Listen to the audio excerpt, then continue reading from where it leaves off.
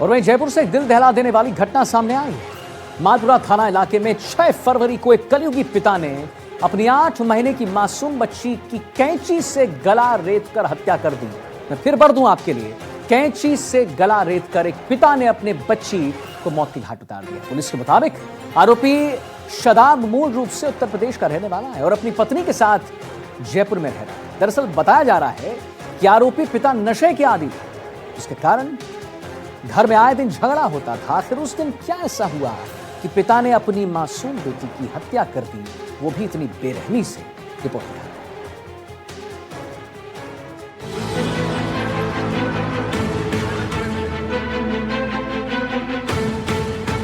जयपुर में रिश्तों का कत्ल, कलयुगी पिता ने ली बच्ची की जान, 8 महीने की मासूम का गला काटा, कैंची से रेतकर मासूम की हत्या, खुद भी की आत्महत्या की कोशिश, शराब के नशे में बच्ची को उतारा मौत के घाट।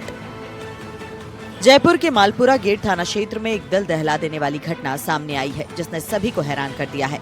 एक पिता ने अपनी 8 महीने की मासूम बेटी की कैंची से गला काटकर हत्या कर दी और इसके बाद आत्महत्या करने की कोशिश की। परिजनों और पड़ोसियों की सतर्कता से आरोपी की तो जान बच गई, लेकिन बच्ची को नहीं बचाया जा सका।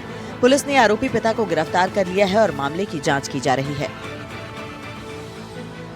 आपको बता दें कि 6 फरवरी की रात पति पत्नी के बीच ससुराल जाने की बात को लेकर बहस शुरू हुई थी।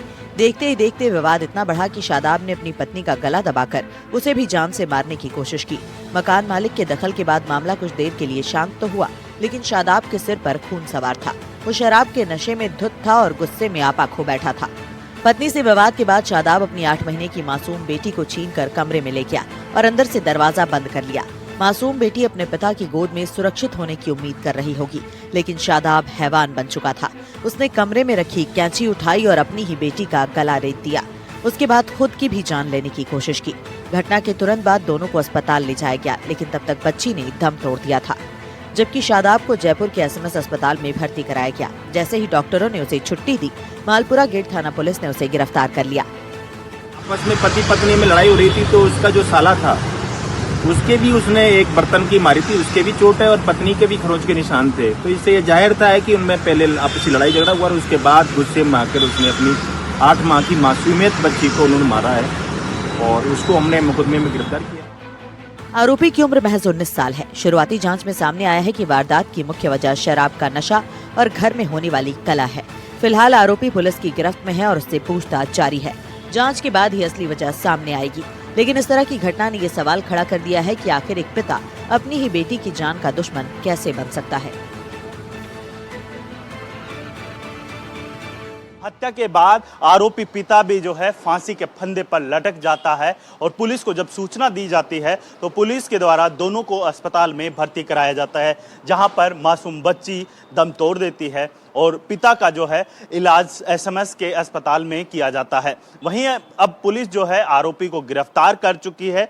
बताया ये जा रहा है कि झगड़े की मुख्य वजह गृह कलेश और नशा है, वो बता रहे हैं। इसके साथ ही पुलिस जो है आरोपी को गिरफ्तार करके अब पूछताछ करती हुई दिखाई दे रही है। जयपुर से सहयोगी सुशील के साथ Virendra Singh Shekhawat, NDTV।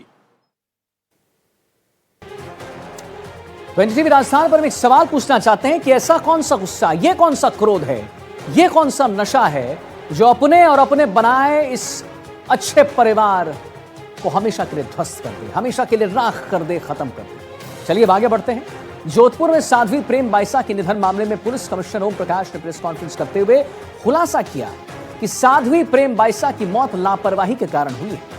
Special investigating team की जांच में खुलासा हुआ। इस दौरान उन्होंने कहा है कि रिपोर्ट के अनुसार साध्वी की मौत कार्डियक अरेस्ट और सांस की बीमारी की वजह से हुई। पहले से अस्थमा होने से और सांस की बीमारी होने के बावजूद कंपाउंडर ने लापरवाही बरती और अब आगे इस मामले में क्या कार्रवाई की जाएगी, इस रिपोर्ट को देखते हैं।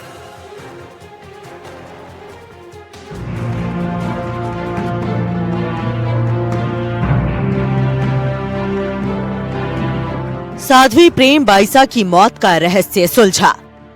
कार्डियक अरेस्ट से हुई साध्वी की मौत।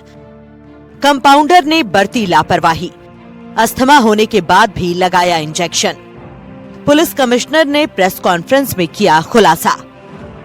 जोधपुर में साध्वी प्रेम बाईसा की मौत ने सभी को चौंका दिया था। संदिग्ध परिस्थितियों में हुई साध्वी की मौत ने कई तरह के सवाल खड़े कर दिए थे।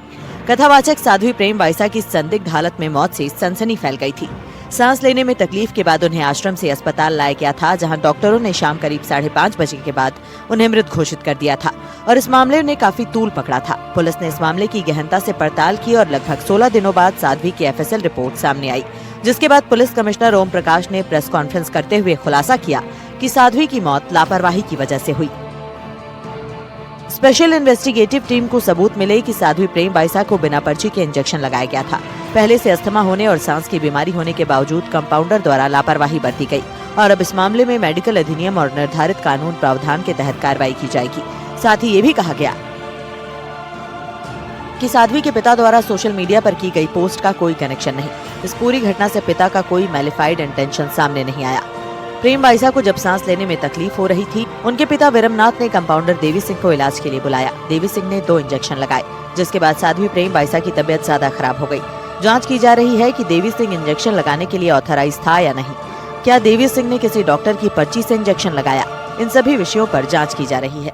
एक तथ्य सामने आया कि जो इंजेक्शन दिया गया है देवी सिंह जो कंपाउंडर है उनके द्वारा, तो उसमें ड्रग रूल की अवहेलना पाई गई, जो कि जो मेडिसिन दिए गए थे वो शेड्यूल H में आते हैं और उसको एक प्रिस्क्राइब्ड मेडिकल प्रैक्टिशनर ही दे सकता है, जो कि शेड्यूल ड्रग है। नेशनल मेडिकल कमीशन एक्ट 2019 की भी अवहेलना पाई गई, जो कि वो रजिस्टर्ड प्रैक्टिशनर नहीं थे। इसके अलावा national nursing and midwifery commission act 2023 की भी अवहेलना है, चूंकि ये नर्सिंग का कोर्स कर चुके थे, परंतु इन्होंने जो मेडिसिन एक रजिस्टर्ड डॉक्टर दे सकता है उन्होंने वो एडमिनिस्टर किया है। इस संबंध में जैसे ही हमारी पोस्टमार्टम की जो बोर्ड है उसकी तरफ से जो हमने एक्सप्लेनेशन मांगे हैं और उसकी रिपोर्ट आएगी, तो हम BNS और जो राजस्थान मेडिकल एक्ट 1952 के तहत कार्रवाई करेंगे। अब आपको बताते हैं कि आखिर इस मामले में अब तक क्या क्या हुआ है। तो 28 जनवरी साध्वी प्रेम बाईसा की तबीयत बिगड़ी थी। तबीयत बिगड़ने पर 2 इंजेक्शन लगाने का दावा। शाम 5:30 बजे तक साध्वी की मौत। 4 घंटे बाद इंस्टाग्राम पर पोस्ट डाली गई। पोस्ट में अलविदा कहा, अग्नि परीक्षा की बात कही। पिता का दावा, कहने पर मैंने पोस्ट की थी। रात 9:30 बजे तक पुलिस जांच के लिए पहुंची। शव को मॉर्चरी में शिफ्ट कराया गया। 29 जनवरी BNS की धारा 194 में केस दर्ज। 30 जनवरी अंतिम दर्शनों के बाद साध्वी को समाधि। 31 जनवरी गलत इंजेक्शन से मौत की थ्योरी। SIT ने मौत की जांच शुरू की। 1 फरवरी SIT ने पिता सेवादार से पूछताछ की। 2 फरवरी SIT की टीम आश्रम पहुंची, सेवादार पिता से पूछताछ की। देर शाम कंपाउंडर से पूछताछ की। 3 फरवरी अस्पताल के डॉक्टरों से पूछताछ की गई। कर्मचारियों से जानकारी ली गई। CCTV फुटेज को भी खंगाला गया। 12 फरवरी FSL रिपोर्ट आई। रिपोर्ट में जहर की पुष्टि नहीं हुई। SIT ने अपने जो बयान लिए हैं, 44 लोगों के बयान लिए हैं, 106 लोगों की कॉल डिटेल की एनालिसिस की है, सोशल मीडिया एनालिसिस किया गया है, प्रेम बाईसा के मेडिकल हिस्ट्री का एनालिसिस किया गया है, जिसमें कौन सी दवाइयां वो पहले लेती थी, जिन डॉक्टरों के संपर्क में थी, कैसी मेडिकल कंडीशंस थी, इस पे विशद अन्वेषण किया गया। उसके अलावा जो घटनाक्रम का टाइमलाइन है, जिस समय इनकी तबीयत खराब हुई और जब इनकी मृत्यु कारित हुई, उसके बीच में कौन कौन से घटनाक्रम हुए और कौन सा टाइमलाइन रहा, उसमें किसके फोन आए, CCTV कैमरा फुटेज, जो उस दौरान जो लोग उनसे मिले उनके बयाना। कमिश्नर ने यह भी बताया कि साध्वी द्वारा पहले से दर्ज कराए गए मामलों से जुड़े किसी व्यक्ति की इस मौत में कोई भूमिका नहीं मिली है। फिलहाल जांच जारी है और एक्सपर्ट रिपोर्ट के बाद आगे की कार्रवाई की जाएगी। जो मृत्यु का कारण है वो बता दिया गया है, परंतु कभी आप जैसे जो 2 मेडिसिन दिए गए हैं, ये एग्रीवेट सिचुएशंस कर सकती हैं, अस्थमा और COPD को। इस संबंध में हमने जो मेडिकल बोर्ड है उनसे ओपिनियन मांगा है और उनका जो कहना होगा, चूंकि हमारे पास ये डोमेन नॉलेज नहीं है और मेडिकल की हम ज्ञाता भी नहीं है, उनसे जो तथ्य आएंगे और अन्वेषण जब हम करते हैं तो मेडिकल बोर्ड का ओपिनियन उसका एक पार्ट है।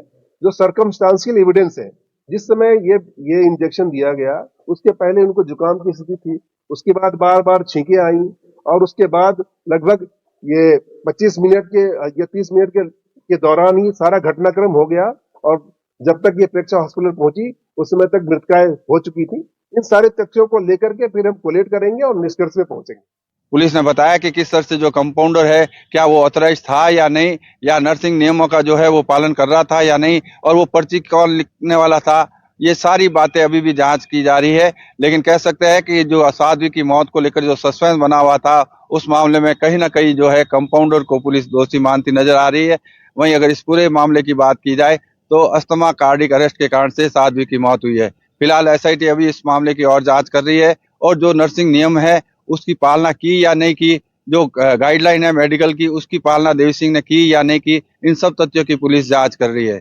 आने वाले दिनों में पुलिस इस पूरे मामले का खुलासा करेगी कि इसमें दोषी कौन था और कौन निर्दोष। जोधपुर से एनडीटीवी के लिए अरुण हर्ष की रिपोर्ट।